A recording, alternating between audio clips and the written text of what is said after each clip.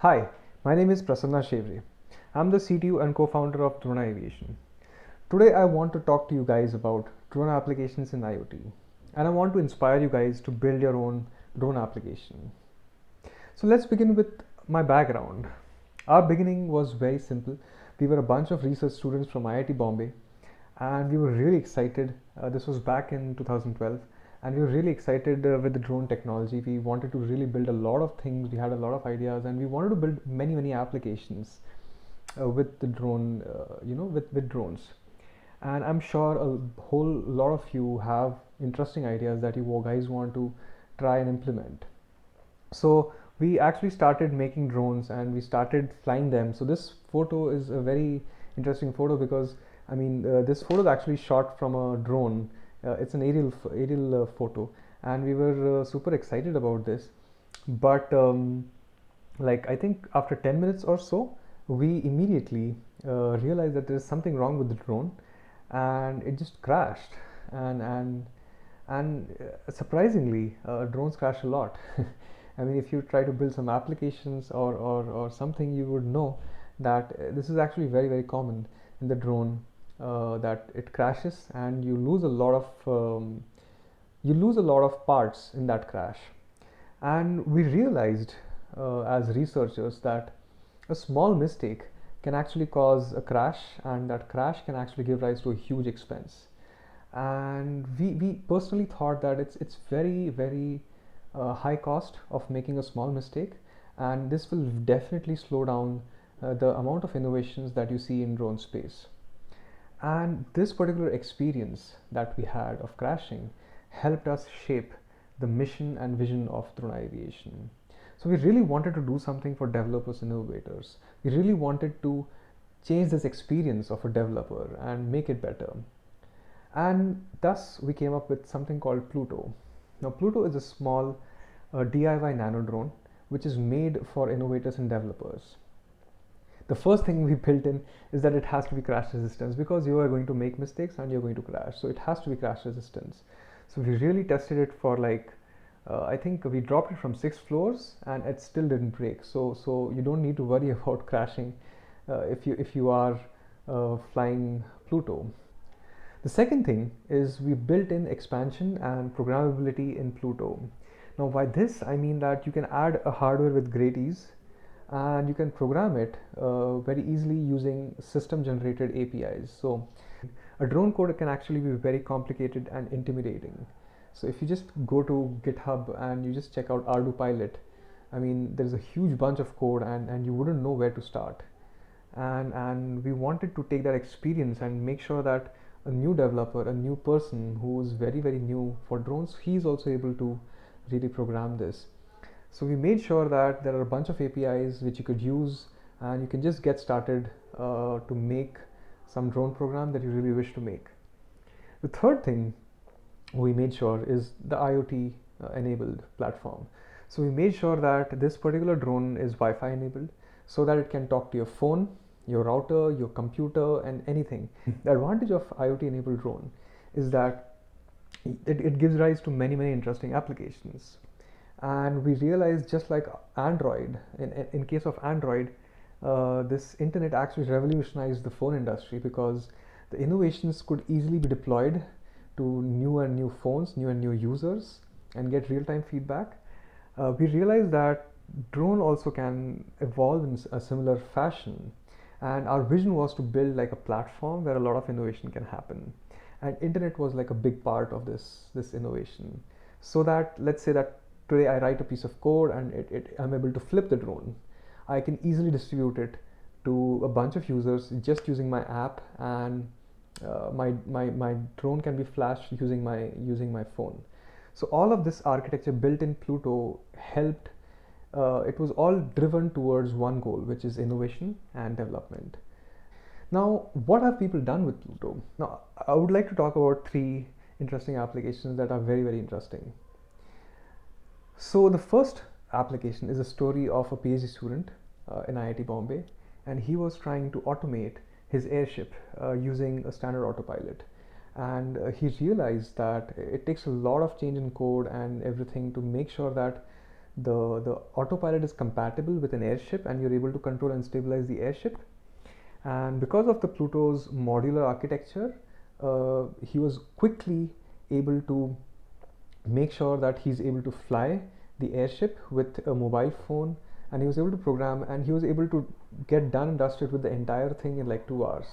And it was a great achievement for us that people are able to use it and make something so fast and so quickly, and it was really useful for his PhD, and he did really good work using Pluto's platform.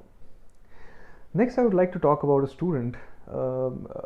He actually wanted to make a drone which can be controlled with gestures, and I'm sure a lot of you want to try and do that. And here's where the IoT part actually helps. So on his wrist there is one more flight controller, which is basically the same flight controller which drives Pluto, and those two flight controllers are able to talk to one another because of they are Wi-Fi enabled. So you can see that on his wrist there are a bunch of there is this flight controller which he's able to move around and give commands to this drone with great ease. And this was an amazing application that this college student was able to develop from scratch. The third application is from KFC. Now KFC was launching a new product called smoky grilled chicken wings, and they wanted to promote this product like anything, and they thought it was a cool idea that they could have the user build a drone out of the KFC box, and it gives them an experience of flying. And that was the idea behind the KFO drone. So they released this and they gave this to selected few customers, and basically the idea was that you could actually build a drone with the box itself, and you just need your phone as your remote, and you can just go ahead and fly the drone. So this was an interesting, very interesting application, and the drone being used for marketing. And this application actually worked really well for them. They were able to promote this globally. Now I know what you guys are thinking. All those applications are fine, but what about drone delivery? That's the application that most of you guys are interested in. So there's a very common perception in the market that if internet can deliver information, then drones can deliver almost anything. And this line sounds really nice, but there are many practical issues with this particular model. So it turns out that drones are actually very inefficient in carrying a lot of weight. So the cost per delivery, it's not that the drone delivery is not possible, it's just that the cost per delivery for a drone is extremely high, and you would rather have a person drive a scooter and do a delivery instead. The second issue with drone delivery is the endurance. The drones by itself, they don't fly very long. They fly about 20 minutes, half an hour, and I know what you guys are thinking, why can't we just add another battery? But it turns out that if you add more battery, it adds the weight, and it thus makes the drone more inefficient. So drones are actually not very weight friendly. And the third issue is regulations. Now if you're able to deliver food, you can also deliver some very dangerous items, and that's the concern of our government. And so it's not that it's not possible, it's just that we will take some time to come up with the right set of rules, regulations and technology so that we are able to make this a success. So I'm sorry to disappoint you, but it's going to take some time. The drone delivery part is probably going to take some time. But one good thing is that because the drones are now becoming IoT enabled, the regulations are easing up. So the current regulations in India are that there are three categories of drones: nano, micro and small. And the problem that the government has is that they want to track each and every drone in the sky. They want a real-time update of those drones in the sky. Now an IoT enabled drone can help you do that. It can give you a real-time location of your drone. So the IoT enabled drone is actually one step in the direction of a drone delivery. So that's something that we're grateful about. So if you want to know more about the regulations, drone regulations, just log on to Digital Sky. I think it's very important for you guys, if you're starting your own drone journey, it's very important for you to know the regulations. I would suggest that you guys stick to a drone which is less than 250 grams in weight, so that you don't fall under any restrictions. If your drone weight is more than 250 grams, then you have to comply with certain regulations, which are very, very difficult. So I showed you guys a bunch of applications that are done on Pluto, but there are many, many more applications that I want to inspire you guys with. So let's look at those. In the world, drones are being used, IoT drones are being used for a whole bunch of applications. I decided to talk about a couple of them, which are very interesting. So one of the first things drones are being used for is inspection. Now imagine that you're a factory owner, you're a business owner, and you want to make sure that the compliances in your factory are perfectly done. So one of the ways to do that is to have CCTV cameras, because people will definitely be very careful. But CCTV cameras, they have their own issues, as in there are some blind spots sometimes, and it's very passive way of monitoring. Now if you have a drone, and if you're able to visit a remote location in your factory sitting at home, that's a fantastic thing for any business to keep a watch or an eye on their own warehouses. Another thing that people are doing using drones is they're using drones to maintain inventory. They're used for something called cycle counting, and that's also a very, very interesting applications that the drones are being used for. Another very interesting applications of drones, and specifically swarms, is for security. Now this particular startup called Sunflower Labs has developed drones which are IoT enabled and are able to detect an intruder and immediately take off and give the live feed to the user. Now imagine that you're sitting at home and some intruder comes in, immediately the drone will take off and you will see a live video feed on your phone. I think that's a brilliant way of using drones for security, so people will be more vigilant and more careful. And here there are multiple drones that can be used. So for here in this particular photo you can see just one pod, but there can be multiple pods around the house so that you're able to secure the entire house from all sides. So this is one very interesting applications with drone swarms. Another very, very interesting application of drone swarm is for entertainment and marketing.